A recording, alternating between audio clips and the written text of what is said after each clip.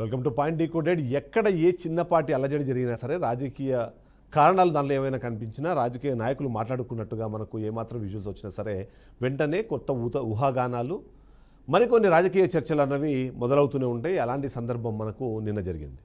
వాస్తవానికి ఆ వేడుక జగన్మోహన్ రెడ్డి సంబంధించిన సమీప బంధువుకు సంబంధించిన కొడుకు మ్యారేజ్ ఉంది. ఆ మ్యారేజ్ నేపథ్యంలో అక్కడికి వచ్చిన వాళ్ళు, అక్కడ ఉన్నవాళ్ళు వాళ్ళందరూ కలిసిన నేపథ్యంలో జగన్మోహన్ రెడ్డికి ఒక ఎలివేషన్ ఇచ్చేందులో భాగంగా వైఎస్ఆర్సీపీ సోషల్ మీడియా నిన్న కొన్ని వీడియోస్ని విత్ ఎలివేషన్ సాంగ్స్తో కలిపి రిలీజ్ చేశారు. అలా రిలీజ్ చేసిన వీడియోల్లో కీలకంగా కొంతమందిని కలిసిన వీడియోస్ ఏవైతే ఉన్నాయో అవి కాస్త ఇంట్రెస్ట్ని క్రియేట్ చేస్తూ కొద్దిగా అట్రాక్షన్ని కూడా గ్రాప్ చేశాయని చెప్పొచ్చు. అసలు సందర్భం ఏంటి అంటే వైఎస్ జగన్మోహన్ రెడ్డి సంబంధించిన పెదనాన్న కొడుకుకి సంబంధించిన మ్యారేజ్ జరిగింది. ఆ మ్యారేజ్ జరిగిన నేపథ్యంలో అక్కడికి తమిళనాడు అంటే రెండు అంశాలు మనం అక్కడ చూడాలి. జగన్మోహన్ రెడ్డి సంబంధించిన పెదనాన్న అక్కడ ఏదైతే ఒక గొప్ప వ్యక్తి, అంతేకాకుండా తమిళనాడు రాజకీయాల్లో కీలకమైన వ్యక్తిగా కనిపించే ఒక వ్యక్తికి సంబంధించిన కూతురుతో ఆ పెళ్లి జరిగింది. కాబట్టి ఓవైపు వైఎస్ జగన్మోహన్ రెడ్డి, వైఎస్ఆర్సీపీ, కాంగ్రెస్ పార్టీ దానికి సంబంధించిన అధిరథ మహారథులు అక్కడికి వచ్చారు. అదే సందర్భంలోనే తమిళనాడుకు సంబంధించిన కీలకమైన నేతలు, సెలబ్రిటీసు వాళ్ళందరూ కూడా వచ్చారు. అక్కడ చాలామంది ఇంట్రెస్ట్ని క్రియేట్ చేసింది, ఇంట్రెస్ట్ని గ్రాప్ చేసింది మాత్రం సూర్య, అలాగే వాళ్ళ బ్రదరు కార్తీ వచ్చిన సందర్భంలో వాళ్ళ విజువల్స్ బాగా మనకు కనిపించాయి. ఆ తర్వాత సీఎం స్టాలిన్, అదే తమిళనాడుకు సంబంధించిన డిప్యూటీ సీఎం ఉదయనిధి, అంతేకాకుండా విజయ్, టీవీకే అధినేత విజయ్ కూడా అక్కడికి వచ్చిన పరిస్థితిని మనం చూస్తూ వచ్చాం. సో ఇవన్నీ నిన్న గమనించిన నేపథ్యంలో ఒక కొత్త డిస్కషన్కి అది సెంటర్ పాయింట్గా మారింది. ప్రస్తుతం దేశ రాజకీయాల్లో, జాతీయ రాజకీయాలు మనం గమనిస్తే మాత్రము రెండు కూటములు చాలా కీలకంగా మనకు కనిపిస్తుంటాయి. ఒకటి ఎన్డీఏ, బీజేపీ దాన్ని లీడ్ చేస్తుంది, ఇవాళ అధికారంలో ఉంది. గత 3 పర్యాయాలుగా అదే ఎన్డీఏ పక్షమే అధికారంలో ఉన్న పరిస్థితి మనం చూసాం. ఇక రెండో పక్షమి ఇంతకుముందు యూపీఏ కూటమిగా ఉంది, ఆ తర్వాత ఇప్పుడు ఇండీ కూటమిగా మారింది. అక్కడ కూడా కొన్ని రాజకీయ పార్టీలు ఉన్నాయి. ఆ రాజకీయ కూటమి కూడా అధికారంలోకి రావడానికి ప్రయత్నం చేస్తోంది. చాలా సందర్భంలో మూడో ప్రత్యామ్నాయ కూటమి గురించి డిస్కషన్ జరుగుతూ ఉంటుంది. అది ఎప్పుడు జరిగినా సరే ఒక 2 అడుగులు ముందుకి 4 అడుగులు వెనక్కి అన్నట్టుగానే మారుతూ ఉంటుంది. దానికి కారణము దేశవ్యాప్తంగా అన్ని రాష్ట్రాల్లోనూ తమ ఇమేజ్ ఉన్నా లేదా తమ పెనిట్రేషన్ ఉన్న పార్టీ దాన్ని లీడ్ చేయకపోవడమే. అయితే ఇప్పుడు పరిస్థితులు మారాయి. వాస్తవానికి మనం మాట్లాడుకోవాలంటే కాంగ్రెస్ పార్టీ జాతీయ పార్టీ అయినా సరే ఒక్కొక్క రాష్ట్రం నుంచి కొద్ది కొద్దిగా దాని ప్రభావము, దాని ప్రాభావం కూడా తగ్గుతున్న నేపథ్యంలో మూడో ప్రత్యామ్నాయ కూటమికి సంబంధించిన డిస్కషను వస్తోంది.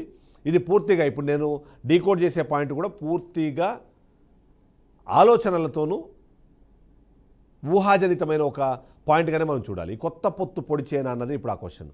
ఆ కొత్త పొత్తు ఏంటి, ఆ పొత్తులో ఆ కూటమిలో ఎవరుండే అవకాశం ఉంది అన్నదే ఈ వీడియో. సో మొదటగా మనం మాట్లాడుకోవాల్సింది ఎన్డీఏ కూటమి. ఆ కూటమిలో ఉన్న కొన్ని పార్టీలు ఎప్పటికీ కూడా అసంతృప్తితో ఉంటూ ఉంటాయి. ఇంకొక ఎమర్జింగ్ కూటమి వచ్చినప్పుడు దానిలోకి వెళ్ళే ప్రయత్నం చేస్తున్నారు. అందులో ప్రస్తుతానికి ఎన్డీఏ కూటమిలో అలాంటి పక్షాలు తక్కువ. పరిస్థితి బాగున్నా బాగాలేకపోయినా ఇప్పుడు అధికారంలో ఉన్న నేపథ్యంలో అక్కడ సైలెంట్గా ఉన్నారు. కానీ అదే ఇండీ కూటమిలో మాత్రం సిచ్యువేషన్ ఎంటైర్లీ డిఫరెంట్గా ఉంది. ఇండీ కూటమిని మనం చూస్తే కాంగ్రెస్ పార్టీతో పాటు కీలకమైన పార్టీలుగా DMK, TMC, Aam Aadmi party ఇలాంటి ఎన్నో పార్టీలు అక్కడ ఉన్నాయి.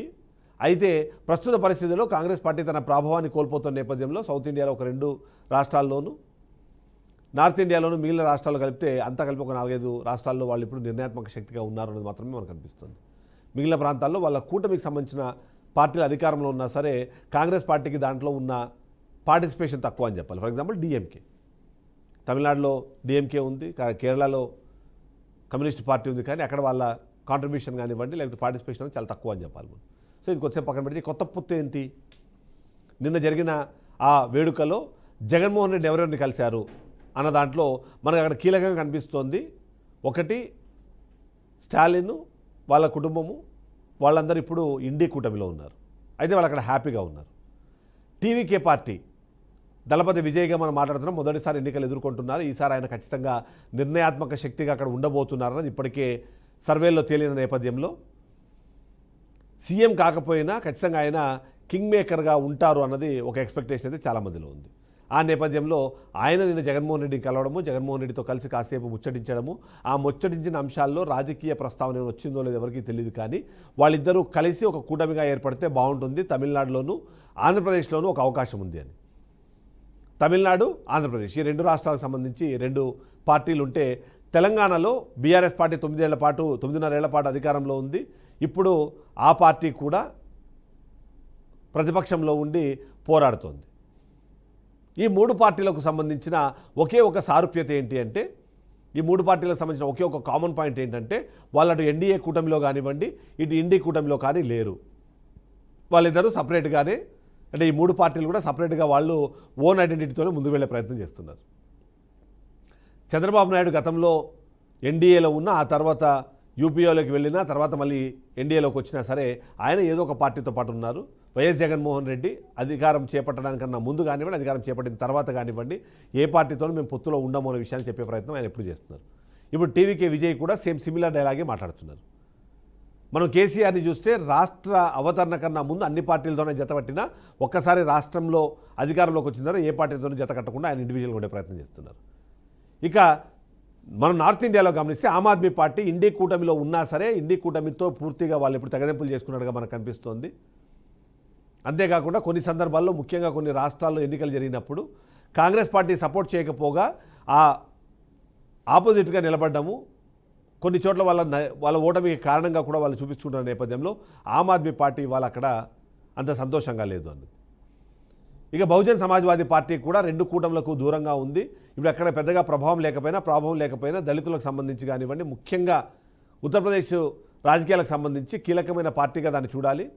ఆ నేపథ్యంలో బహుజన్ సమాజ్వాదీ పార్టీ కూడా ఇప్పుడు ఏ కూటమిలో కూడా లేని సందర్భం మనం చూస్తున్నాం.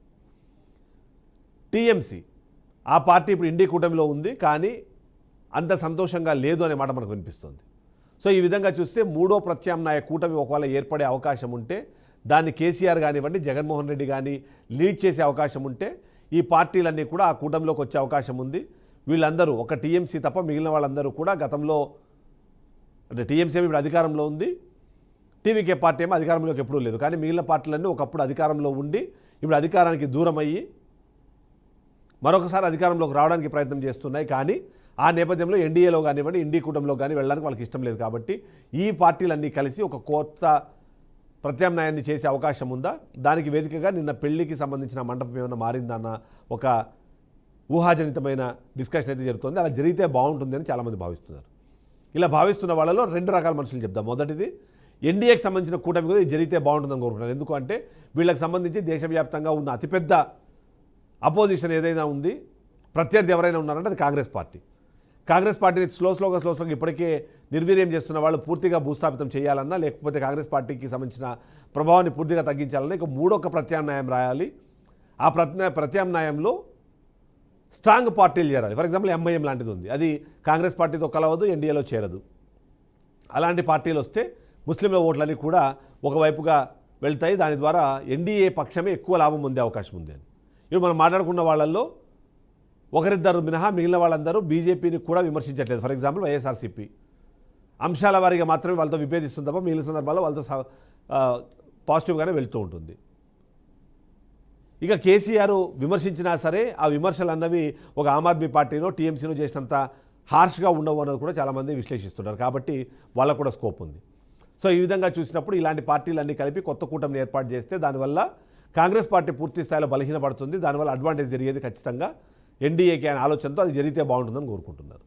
ఇక రెండోది, దేశ రాజకీయాల్లో ఆల్టర్నేటివ్ సోర్స్ లేకపోతే ఒకే ఒక వ్యక్తి అధికారంలో ఉంటే దానివల్ల నష్టం జరుగుతుందని భావించే విశ్లేషకులు, అలాగే పౌర సంఘాలకు సంబంధించిన నేతలు, వాళ్ళందరూ కూడా చెప్పేది ఏంటంటే కాంగ్రెస్ పార్టీ గతంతో పోలిస్తే అంత స్ట్రాంగ్గా లేదు.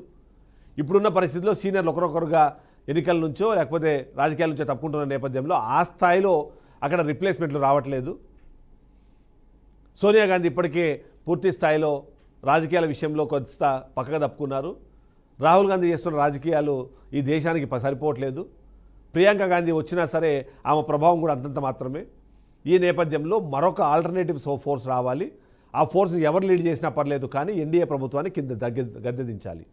లేకపోతే రాష్ట్రానికి నష్టం జరుగుతుంది, దేశాలకు నష్టం జరుగుతుంది అన్నది వాళ్ళు మాట్లాడేమాట. కాబట్టి వాళ్ళు కూడా ఇంకో కూటమి వస్తే బాగుంటుంది, ఆల్టర్నేటివ్ ఫోర్స్ అన్నదానికి ఇప్పుడు ఖచ్చితంగా వ్యాక్యూమ్ కనిపిస్తోంది అనేది వాళ్ళ వాదన. సో ఈ విధంగా చూసినప్పుడు ఈ కొత్త పొత్తు పొడిస్తే ఇండియా కూటమిలో ఉన్న కొన్ని పార్టీలు ఈ కూటమిలోకి వచ్చినా ఈ కూటమిలో ఇప్పటికే అవకాశం ఉన్నవాళ్ళు అంటే ఎవరంటే ఆబ్వియస్లీ టీవీకే విజయ్ కానివ్వండి, బీఆర్ఎస్ కేసీఆర్ కానివ్వండి, జగన్మోహన్ రెడ్డి కానివ్వండి, ఆమ్ ఆద్మీ పార్టీకి సంబంధించిన అరవింద్ కేజ్రీవాల్ కానీ వీరందరూ కలిసి ఒక కూటమిగా ఏర్పడితే దేశవ్యాప్తంగా ఒక అడ్వాంటేజ్ క్రియేట్ చేసుకునే అవకాశం ఉంటుంది. అలాగే ఇప్పటికీ ఇండియా కూటమిలో ఉండి సమాజ్వాదీ పార్టీ లాంటి వాళ్ళు పాజిటివ్గా మాట్లాడినా అంత సంతోషంగా లేరు అన్న మాట కనిపిస్తుంది టీఎంసీ లాగానే. సో వాళ్ళందరూ దీంట్లోకి వస్తే ఖచ్చితంగా దేశవ్యాప్తంగా ఏవైతే మనం మాట్లాడుకోవాల్సింది ప్రాంతీయ పార్టీలతో కూడిన ఒక జాతీయ కూటమి ఏర్పడే అవకాశం ఉంది అన్నది కొంతమంది డిస్కస్ చేసే ప్రయత్నం చేస్తున్నారు. అలాంటి జరిగితే బాగుంటుంది అని కోరుకుంటున్నాను. ఆల్టర్నేటివ్ ఫోర్స్ కావాల్సిందే అని. సో దానికి జగన్మోహన్ రెడ్డి లీడ్ చేసే అవకాశం ఏమైనా ఉందా? జగన్మోహన్ రెడ్డి ఆ వైపుగా ఏమైనా ఆలోచిస్తారా? ఇప్పటికే ఆయన మీద ఆదాయానికి మించి ఆస్తులున్న కేసులు ఉన్నాయి, ఆ కేసుల కారణంగా ఇబ్బంది పడుతున్నారు. ఒకవేళ ఎన్డీఏ దాన్ని సీరియస్గా తీసుకుంటే ఈయన కూటమి కట్టే అవకాశం ఉంది అనుకుంటే నష్టం జరుగుతుంది, ఆలోచన వెనక తగ్గుతారా? ఇప్పటికే సై అంటే సై అన్న బీఆర్ఎస్ కాస్త తగ్గినట్టుగా కనిపించినా ఆయన మరొకసారి ఏమైనా ముందుకు వెళ్ళే ప్రయత్నం చేస్తారా? మనం చూసాం గతంలో దాన్ని జాతీయ పార్టీ చేద్దామని చెప్పి తెలంగాణలో అధికారంలో ఉన్నప్పుడు ఆంధ్రప్రదేశ్ రాష్ట్రంలో ఒక దీన్ని, అలాగే మహారాష్ట్రలో కూడా ఒక వింగ్ని తయారు చేసి అటువైపుగా తీసుకెళ్లే ప్రయత్నం చేశారు. సో ఈ పొత్తు పొడిస్తే ఎన్డీఏకి వచ్చే లాభ నష్టాలు ఏంటి అనే ప్రశ్న అయితే ఖచ్చితంగా ఇక్కడ వినిపిస్తూనే ఉంది. ఈ పొత్తు పొడిస్తే బాగుంటుందని కోరుకునే వాళ్ళల్లో ఎన్డీఏకి సంబంధించిన పాలన పక్షం కూడా ఉండడం అన్నది ఇక్కడ ఆశ్చర్యానికి గురి చేస్తుంటే, ఇలా జరిగైనా సరే ఆ కూటమి బాగా పర్ఫామ్ చేస్తే ఒక స్ట్రాంగ్ అపోజిషన్ ఉంది అంటే పాలకపక్షం కూడా ఒళ్ళు దగ్గర పెట్టుకొని పాలన చేస్తుంది అనే ఆలోచనలో కూడా కొంతమంది ఉన్నారు. సో 4 సీట్లు 5 సీట్లు 6 సీట్లు 8 సీట్లు అని కాకుండా సీట్లకు సంబంధం లేకుండా దాన్ని ఆ కూటమి ముందుకు వెళ్ళే ప్రయత్నం చేసే అవకాశాన్ని ఎక్స్పెక్ట్ చేస్తున్నారు. సో అందుకే ఈ పొడుస్తుందా లేదా అన్న క్వశ్చన్ మార్క్తో పాటు పొడిస్తే బాగుంటుంది అనే ఒక విశ్లేషణ కూడా మనకు వినిపిస్తుంది. సో అది ఈ పాయింట్కి సంబంధించిన వివరాలు.